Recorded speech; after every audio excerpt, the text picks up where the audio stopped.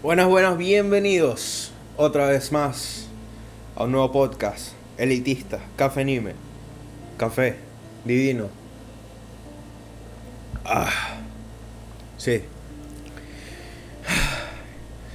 ahorita está un poco triste porque estoy viendo a un tipo en YouTube que está reaccionando a One Piece y estaba terminando el arco de Thriller Bark.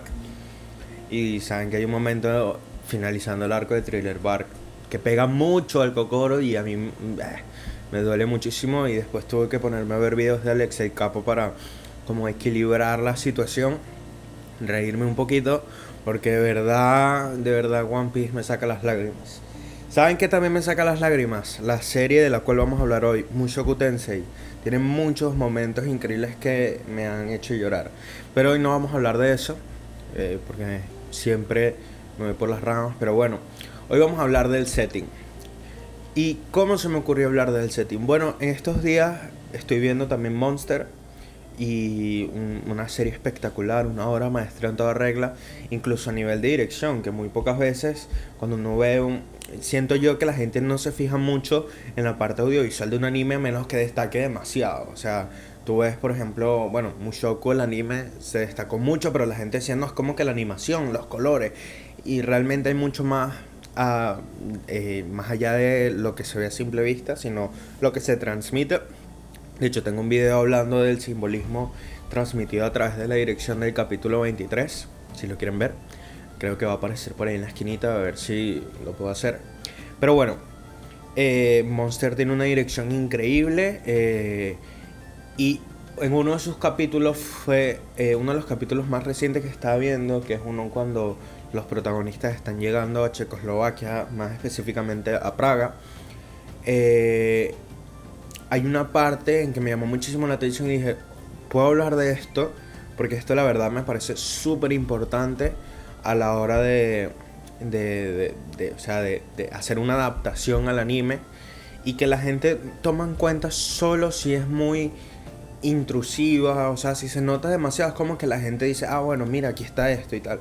Pero hay muchas cosas que se dejan pasar, perdón, por debajo de la mesa, digamos, que son bastante importantes para eso, en una animación.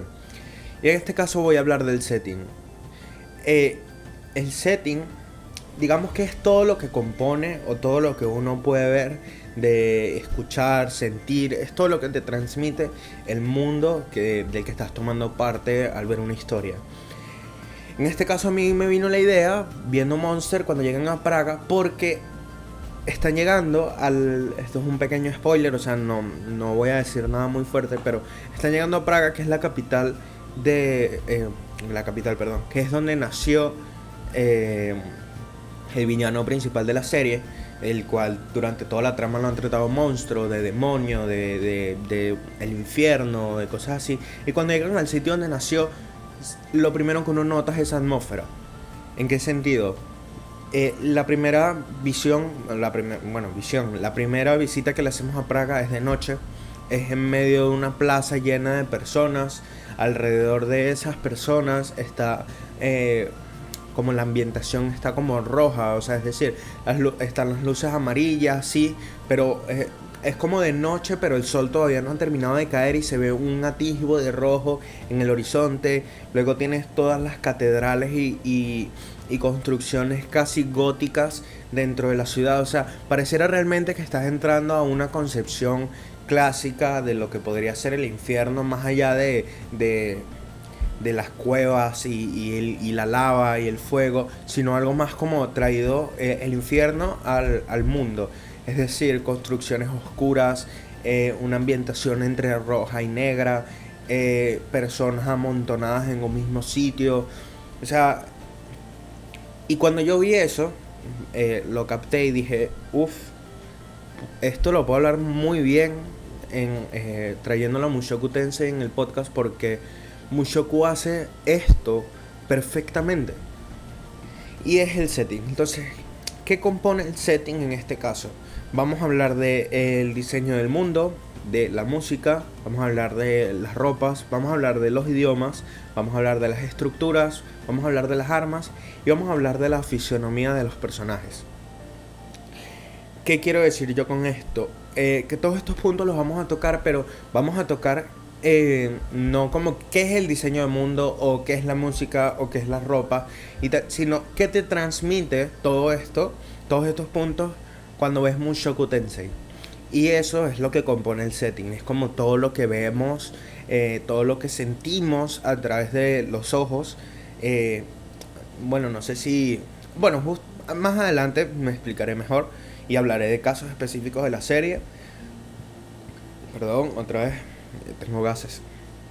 Pero bueno, voy a hablar de el anime, voy a no hacer, tratar de no hacer spoilers de la novela. Si en algún momento voy a decir uno, lo voy a decir y no sé, hablaré poco de ello para que tampoco se haga pesado para la gente que no quiera escucharlos.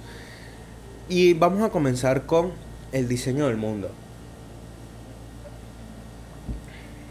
Cuando uno ve Mushoku Tensei, uno no ve un mundo demasiado profundo. Por ejemplo, si no sé si han leído las novelas de Brandon Sanderson. Yo ahorita estoy leyendo El héroe de las eras, que es el tercer libro de la primera trilogía de Mistborn. Y cuando uno mira todo el mundo en el que está basado, Lutadel, Tetris, creo, no, Tetris no, Terris, perdón, el dominio septentrional, el dominio central. Cuando uno ve el mapa, uno se fija no solo que hay un trabajo profundo de ambientación, sino que también hay un trabajo profundo de entendimiento de este mundo. ¿En qué sentido? Las cosas no están ahí porque, bueno, están ahí porque están, sino que están porque el mundo ha llevado a que estén ahí. De hecho, no hay forma más literal de decirlo. Ahorita con lo que estoy leyendo del tercer libro, no hay forma más literal de decirlo que, bueno, las cosas están donde tienen que estar.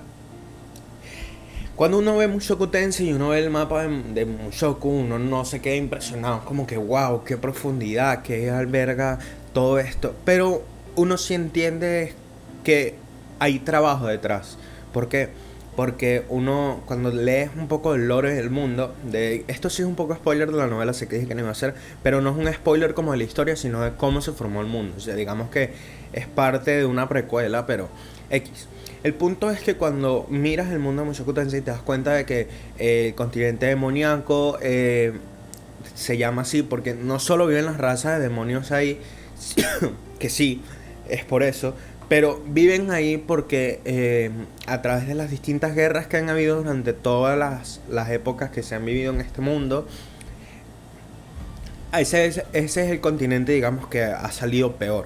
Pero ahí no vivían realmente los demonios porque sí, sino como que antes era un conglomerado de humanos, los demonios llegaron a este mundo, trataron de conquistarlos poco a poco y cuando los humanos prevalecieron, bueno, los enviaron a la parte más dura del planeta.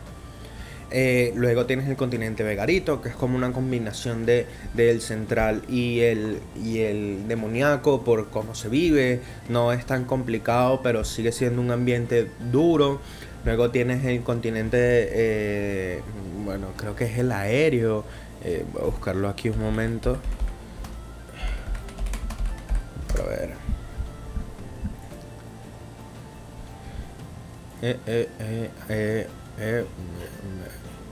Aquí está. Perdón, tenemos el continente de Milis. Ah, sí, sí. Pero se me olvidaba que Milis era un continente. Tienes el continente sagrado de Milis que tiene todo el tema racial con los demonios. Porque justamente están al lado de ellos y son los que... O sea, cuando uno se da cuenta de la religión de Milis, cómo funciona, y eso lo ven en la OVA, por ejemplo, que son racistas hacia los demonios, uno puede entender que todo esto viene de que los demonios al atacar el primer continente al que llegaron fue Milis, y fueron donde llegaron los primeros destrozos. Luego tienes el continente central, que es el más, digamos, el más amplio, el que más ciudades, regiones y cosas de importancia tiene, porque es el bastión de la humanidad. Fue el último continente que la humanidad conservó durante la lucha. Fue como que se atrincheraron ahí y después de la aparición, creo que eran de 7 o 10 grandes héroes, fue que lograron reconquistar lo que era su planeta, y es el que más biomas tiene.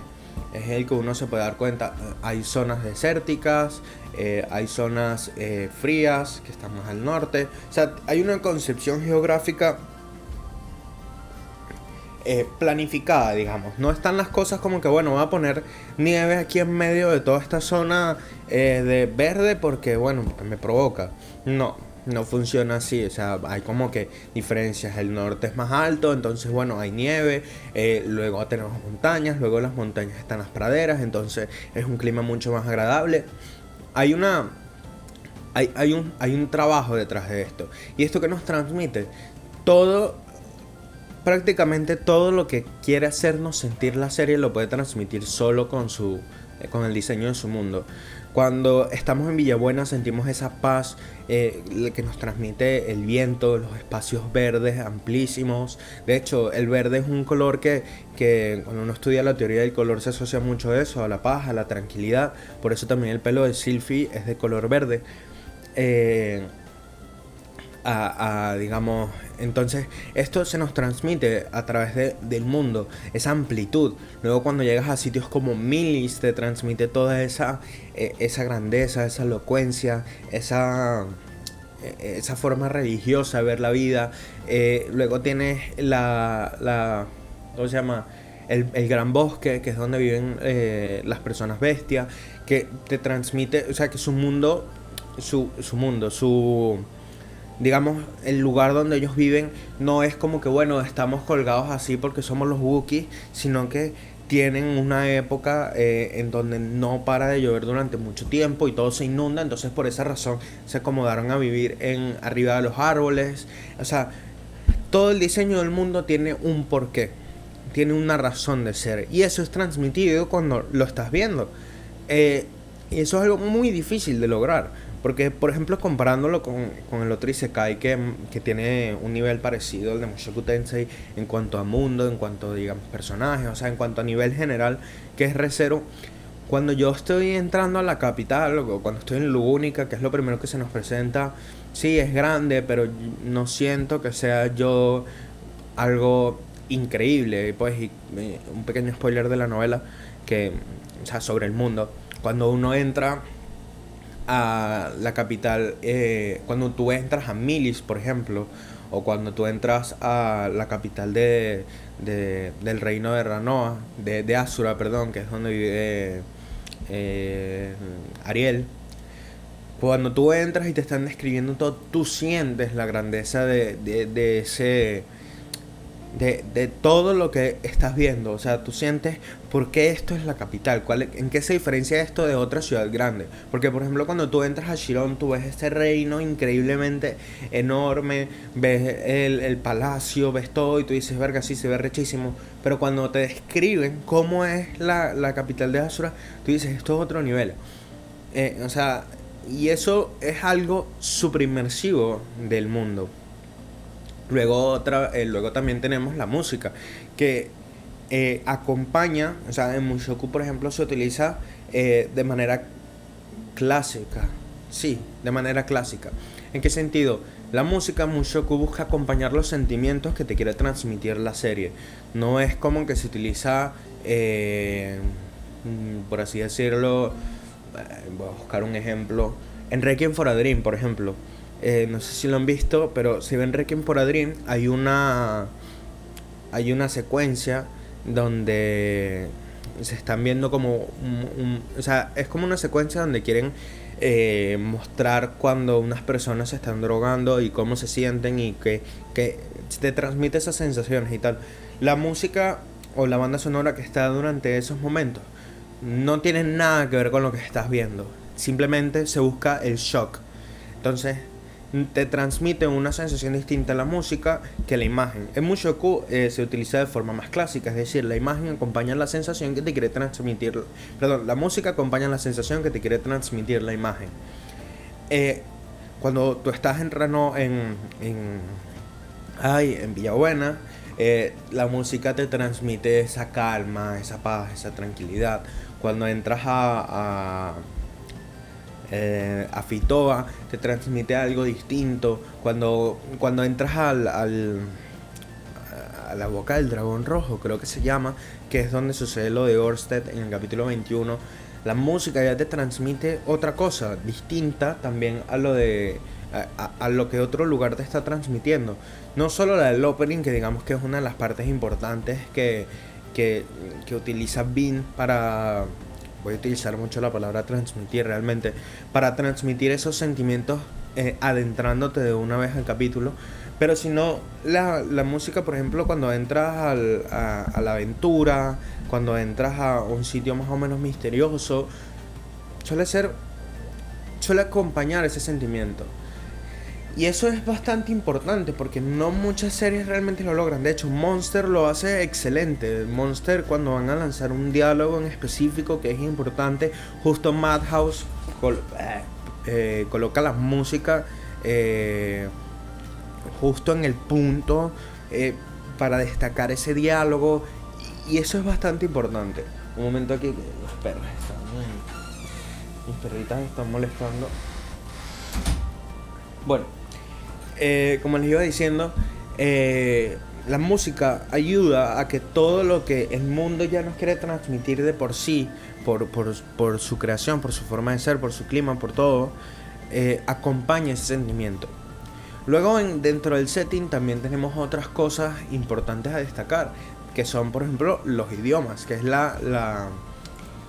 el segundo punto a destacar, creo yo, dentro de todo lo que es la animación de Mushoku Tensei, porque al final, por ejemplo, cuando tú estás leyendo la novela, tú tienes un sentido de cómo pueden ser las estructuras, te muestran algunas armas, te muestran cuál es la fisionomía de los personajes y te muestran más o menos a través de las palabras cómo podría ser el diseño del mundo. Pero los idiomas es algo que no se puede transmitir realmente a menos de que lo leas en otro idioma.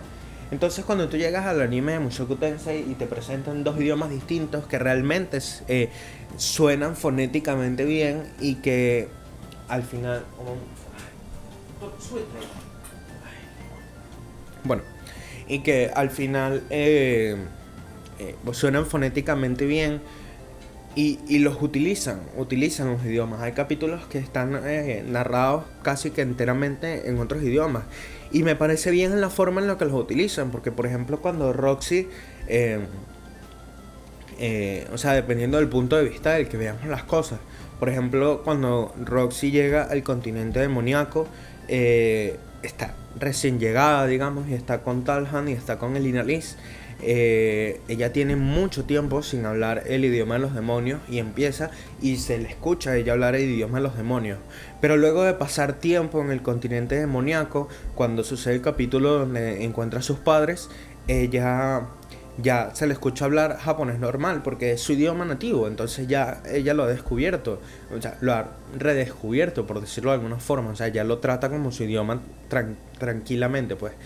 Entonces esos son pequeños detalles de la dirección que también han sido digamos que bien utilizados de esa forma y ayudan a la inmersión y al setting de fantasía en el que estás viviendo, de que no, esto no es un mundo donde necesitas a un traductor. O sea, muchas veces eso molesta mucho. En Tower of God me parece que está bien utilizado porque el Tower of God es un mundo de fantasía con sus reglas propias, pero cuando estás viendo varios isekais, por ejemplo el del slime, el de, bueno, Re:Zero mismo, y ves a tanta gente hablar igual, y o sea, con Re:Zero, de hecho, eso es uno de mis principales problemas, como que todos los personajes suenan exactamente igual. O sea, no tienen ni fonética ni distinción de las palabras, o sea, sino como que todos son letrados, realmente pareciera. Cuando tú oyes hablar a Ghislaine no te suena como Paul, y cuando oyes hablar a Paul no te suenan como Guise, y cuando habla Guise no te suenan ni remotamente como habla Rudy o como habla Ruyer. De hecho, los personajes más similares en forma de hablar, que son Ruyer y Ghislaine, tampoco tienen parecidos a la forma de hablar. Es una cosa que Mushoku maneja perfectamente. Luego tenemos el tema de las estructuras. Las estructuras es una de las cosas que más me fascina de cómo Bean ha llevado a la pantalla durante todo el anime. O sea, todo el tema de las construcciones. Por ejemplo, hace poco se puso a la venta un libro que abarca como muchos de los diseños de Mushoku, un poquito más detallados. Y cuando yo he visto Mushoku Tensei, un momento se convirtió en mi anime de confort. Es el anime que cuando no está viendo nada, volví a verlo. Ya sea a través de reacciones, ya sea yo mismo. De hecho, lo tengo descargado en 1080 todas las dos temporadas en mi computadora. O sea, la primera temporada entera, perdón. Y se convirtió en mi anime de confort, y eso hizo que notara muchas cosas que en un primer visionado capaz no notas porque estás preocupado por la historia. Yo en este caso, como no planeaba hacer un video o hacerme un canal de YouTube sobre anime, cuando estaba comenzando a ver Mushoku, realmente nunca le di una importancia. Voy a fijarme en toda la dirección, y ya cuando decidí hacerlo fue como que wow, esto tiene mucho para dar. Porque cuando estás en la universidad hay una parte de que te explican que uno tiene que entrenar el ojo. Cuando estás en una universidad que te enseña dirección de cine, dirección de fotografía, sobre todo que son las carreras, bueno, diseño, dirección de arte creo que también.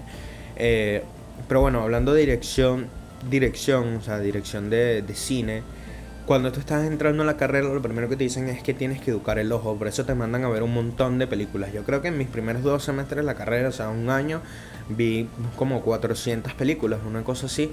Más películas que las que había visto nunca. Y eso te ayuda a entrenar el ojo.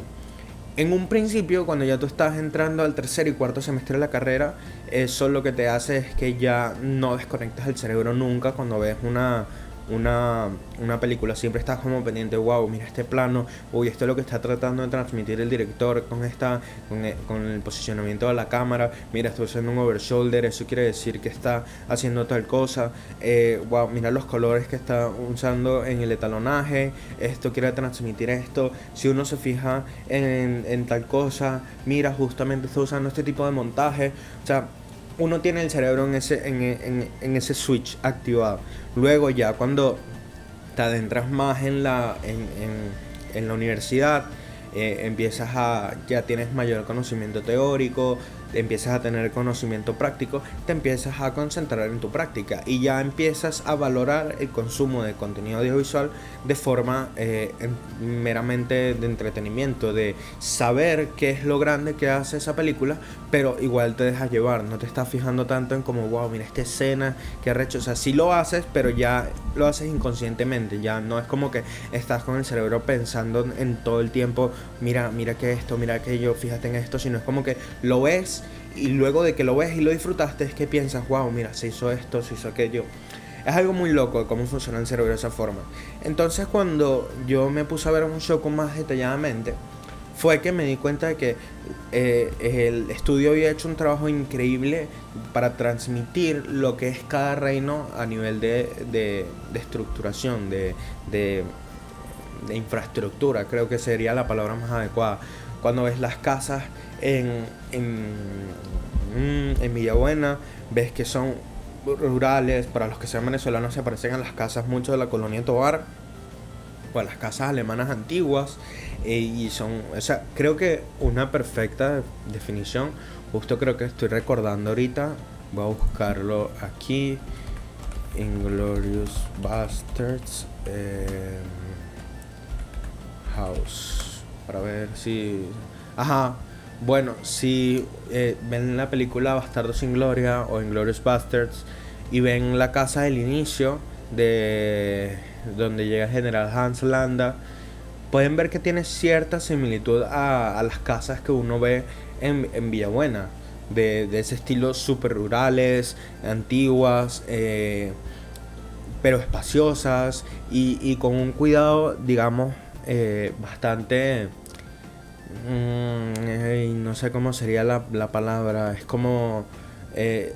o sea, cuando tú entras ahí, mientras no esté el maldito nazi sientes tranquilidad, sientes paz, sientes como no sé, es como que va muy de acuerdo a todo lo que rodea Villabuena. Luego cuando vas a Fitoa, es una ciudad un poco más... es una ciudad más ciudad, vale la redundancia. De hecho, hay muchos menos ¿cómo se diría? Planos generales o grandes planos generales de los espacios, porque te transmite eso, como la sensación de que, bueno, ahora estoy en un sitio rodeado por murallas, estoy dentro de un palacio, casi no salgo de aquí. Cuando salgo estoy dentro de las mismas murallas y estoy dentro de las paredes, estoy dentro de calles cerradas. Y solo cuando salimos a la aventura, por ejemplo, esos eh, planos esos planos generales que nos muestran toda la ciudad son nada más cuando nosotros estamos llegando a ellas o cuando un personaje está viendo la ciudad a través de, de un espacio alto. Por ejemplo, Roxy cuando ve Chiron es la primera vez que nosotros vemos lo inmenso que es Chiron. Luego cuando llegamos a Chiron nosotros vemos Chiron desde otro ángulo. O sea, creo que la dirección acompaña muy bien todo el tema de los espacios y las estructuras. Hubo un momento que pausé porque mis perras se volvieron locas por alguna razón. Pero bueno, estaba hablando de todo el tema de las estructuras y lo que uno siente cuando está viendo las estructuras de Mushoku. Creo que ahorita sí me puedo enfocar un poquito más. Y es que hay muchas cosas que no se ven en un principio, o sea, que se pueden pasar por alto, porque obviamente un anime tiene 23 minutos y no se puede centrar tanto en explicar todo lo que uno está viendo. Pero cuando llegas a Chiron te das cuenta que lo primero que, bueno, Chiron no, cuando llegan al continente central, que es el paso para llegar al reino de Chiron, llegan a través del puerto y el puerto, o sea, uno se fija, hay distintas razas de personas, o sea, tienen distinto color de piel, hay distintos tipos de animales, hay muchas embarcaciones de distintas formas. Esas son cosas que te fijas viéndolo varias veces o fijándote detalladamente en ellas y que tienen sentido por el mundo mismo que nos estamos construyendo. Cuando llegas a Milis ves las ropas de las personas, ves los colores, ves la armonía que tiene, las barcazas. Cuando llegas ¿qué otros países han mostrado? Bueno, cuando llegas al Gran Bosque, ves los ropajes, los diseños, la cultura, cómo, o sea, qué utilizan para pintarse la cara, qué tipo de espadas utilizan, qué armas. O sea, todo ese tipo de cosas es como que va muy acorde a lo que te está mostrando el mundo que es. No es como que, bueno, otra vez voy a criticar Re:Zero porque justamente siempre, como siempre lo comparaba con Mushoku cuando lo estaba viendo, y eso, de hecho, Re:Zero fue el primero que vi de los dos. De hecho, primero vi Re:Zero, luego vi el Slime. El Slime lo dropeé los 2 capítulos. No me acuerdo qué otras series así vi. Pero, o sea, vi como 3 o 4 antes Konosuba también lo vi. Antes de comenzar Mushoku, que es de lejos mi favorito. Y bueno, siempre como que hacía esa comparación de, verga, esto es lo que yo quería. Cuando me hablaban de un mundo de fantasía, de alguien teniendo una segunda oportunidad de vida, cada vez que veía eso, entonces como que es la primera, siempre, o sea, el viejo hábito siempre vuelve de compararlos. Pero bueno, la gente dice, no, es que para sacar a flote algo bueno de tu serie tienes que compararlo con otras. Claro, porque si no, ¿cómo mides un estándar? Si yo te digo, mira, esto se hace bien de esta forma y lo compara, y para decir que otra serie lo hace mal tienes que compararlo con el estándar que lo hace bien. En este sentido, capaz es solo a nivel de la adaptación, pero nunca vi quejas al nivel de adaptaciones de Re:Zero en cuanto a lo que es el mundo en general, porque la gente siempre se fija, no, la historia, los diálogos, no sé qué, y hay mucho más allá de eso. O sea, cómo representan los castillos, cómo representan las vestimentas. Citapei da buenas señalizaciones de cómo es todo, porque cuando tú lees la novela de Mushoku y luego ves el anime, prácticamente es como te lo imaginas. O sea, exceptuando algunos sitios, es prácticamente como te lo imaginas. Pero bueno, haciendo la comparación, cuando tú ves Re:Zero el primer capítulo y estás en la capital, estás en Lugónica, y ya te muestran un montón de razas y un montón de gente distinta y un montón de tal, y ni siquiera sabes a dónde pertenecen, simplemente están ahí. Es como que, bueno, están aquí, pues, y ya. O sea, ya tú verás si dentro de 200 capítulos ves si llegas a algún sitio con ellos, porque bueno, o sea, porque la gente dice, no, pero es que no avanza mucho en la historia, no sé qué. Pero Re:Zero tiene 50 capítulos. La gente cree que 50 capítulos no son mucho. En 50 capítulos probablemente Mushoku ya habremos llegado a mitad de la historia, y a mitad de la historia ya habremos visto para ver continente demoníaco, continente central. El continente central no lo habremos explorado totalmente todavía, solo habremos visto lo de Chiron, pero después se explora más adelante. Habremos visto la región norte del continente del continente, ya habíamos visto el continente de Milis, ya habremos visto el continente central, la parte toda bueno, del principio de Ranoa, Fitoa, y luego iremos hacia el Triunvirato Mágico, y después habremos visto el continente Vegarito, que también se explora. O sea, imagínate, de todos habremos visitado 4 de los 5 continentes, de los cuales habremos explorado a profundidad 3, porque Milis se explora mucho más adelante. Entonces, son comparaciones que la gente dice, no, pero es que la historia no va de eso, pero es importante hacer ese tipo de comparaciones.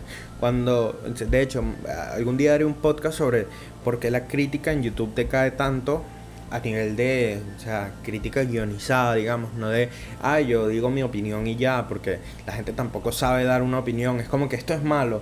Decir que es malo no es una opinión, estás haciendo una afirmación.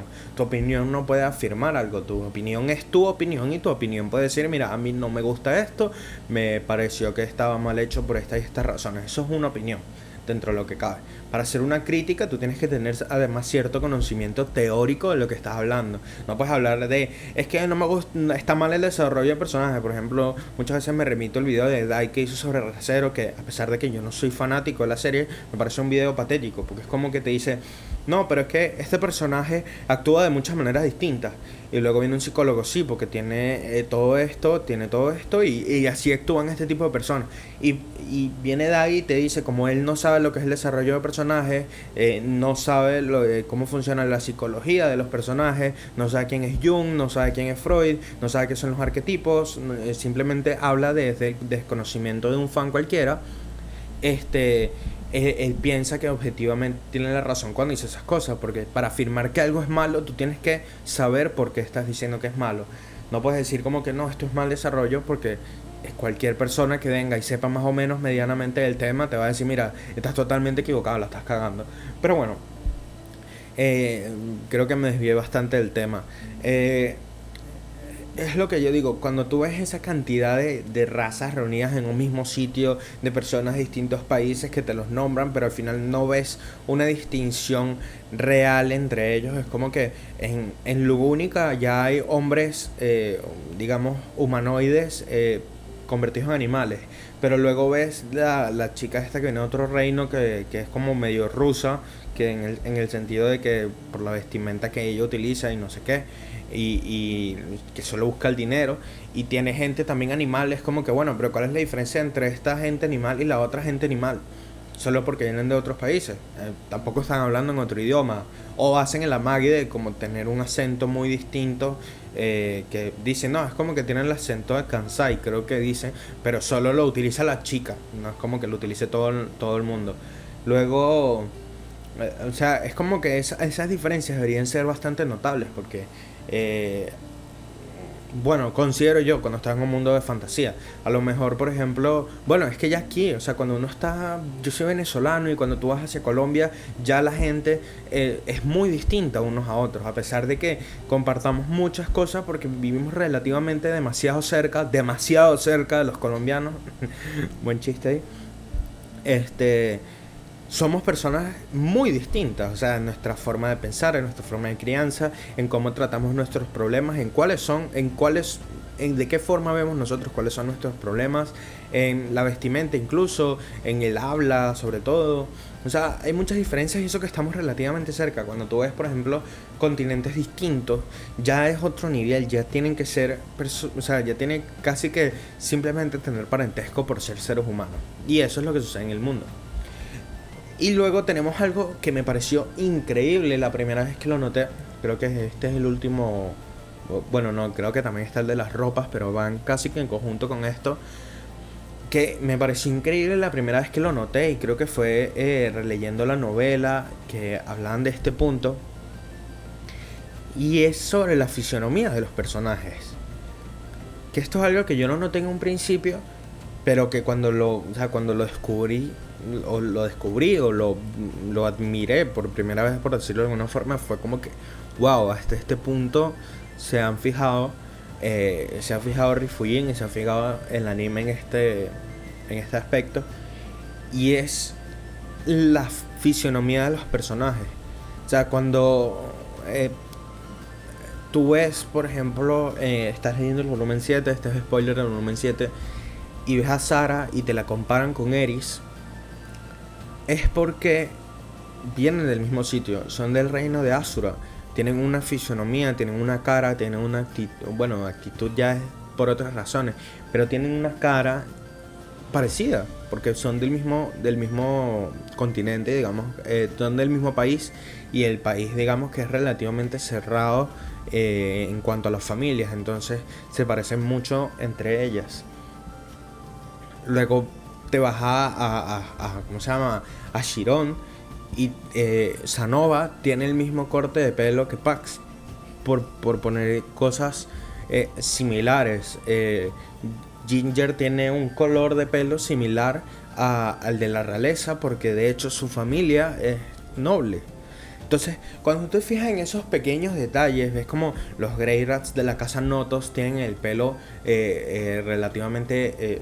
los Notos Grey Rats, por ejemplo, Paul fue el primer hijo y nació de una madre distinta de la que el segundo hijo de los Notos nació. Y Paul tiene el pelo amarillo, su descendencia tiene el pelo amarillo, además comparte los genes con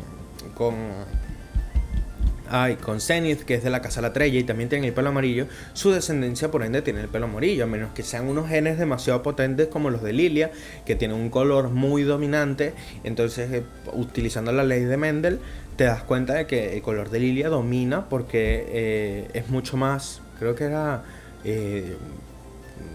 o sea, sí, sé que es genes dominantes, genes recesivos, pero no me acuerdo, o sea, si es más potente, pues, o sea, por decirlo de alguna forma. Entonces Aisha nace con el pelo rojo.